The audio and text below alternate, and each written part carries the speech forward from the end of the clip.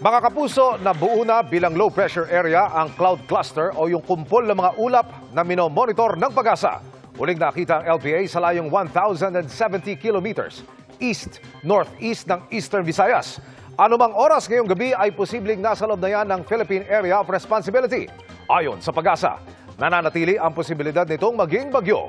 Sakaling matuloy, papangalanan nitong bagyong Paulo. Sa latest outlook ng Pag-asa, posibleng lumapit at tumawid ang potensyal na bagyo sa Luzon. Kung titignan naman sa wind forecast map ng Metro Weather, pwede itong maglandfall sa Northern Luzon.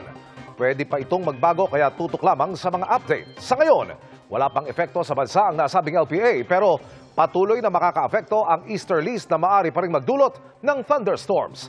Base sa datos ng Metro Weather, umaga bukas may tsansa ng kalat-kalat na ulan sa Mimaropa, Bicol Region at Calabarzon. Mas malaking bahagi na ng Luzon ang uulanin sa hapon lalo na ang Central at Southern Luzon. Pati sa Bicol Region, may mga pag-ulan din sa Visayas at Mindanao. Malalakas ang buhos lalo na sa ilang bahagi ng Panay Island, Negros Island Region, Samar Provinces, Northern Mindanao at Caraga.